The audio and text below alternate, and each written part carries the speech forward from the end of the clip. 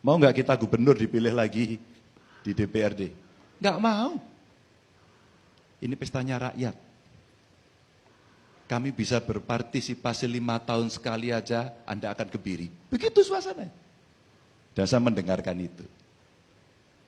Maka kalau kemudian mereka tampil dengan gaya yang macam-macam, tadi disampaikan Bang Rizal Ramli menarik buat saya juga, visi misi yang kemudian menjadi satu tawaran kepada publik, seseksi apa kalimat-kalimat, kata-kata, diksi-diksi itu untuk dipilih, itu fakta demokrasinya. Ada bumbu manipolitiknya, itu pilihan-pilihan saja. Bahwa kemudian kita belum bisa sampai pada kualitas demokrasi yang paling baik, ya inilah jalan menuju kualitas itu. Saya optimis terus.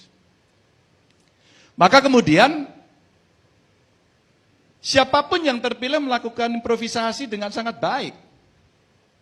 Memasukkan orang-orang yang nyaris pada zaman dulu tidak pernah bisa masuk. Ganjar ini siapa? Bukan siapa-siapa. Kenapa bisa terpilih? Saya juga tidak mengerti. Kalau sistemnya masa lalu saya bisa enggak? Enggak mungkin. Saya urutkan kok dari segi sejarahnya. Siapa sih gubernur Jawa Tengah sebelumnya? Tentara. Tua, maaf. Maaf, pasti kan? Pensiunan, pangdam, begitu. Iya, pangkatnya begitu. Maka kemudian terjadi perubahan besar, dan hari ini kemudian semua punya harapan. Harapan. Lalu semua dilihat dari track record-nya, dan makin hari makin baik.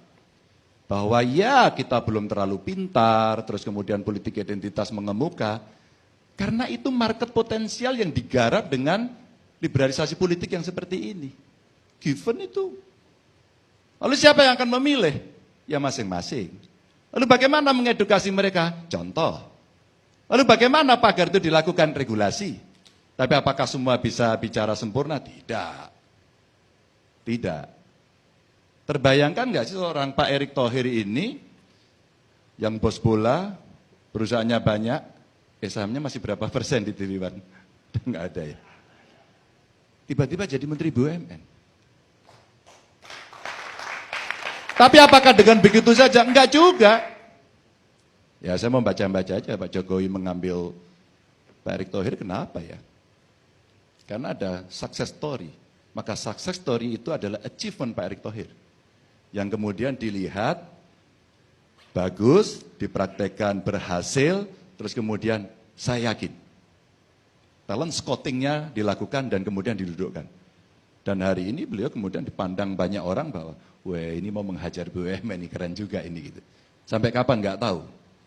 Tapi kemarin saya baca, apakah hoax atau bukan? Kalaulah saya tidak lama lagi menjadi menteri, saya titip, itu betul ya? Karena apa? Yang ditabrak adalah tembok-tembok besar yang sistemnya sudah sampai segitu mungkin juga karatan gitu. Nah pertanyaannya kemudian, apakah kemudian kita bisa mengedukasi secara terus-menerus soal ini? Pak Jokowi saja bisa pidato, Pak Sandiaga Uno bisa menjadi capres berikutnya. Pada saat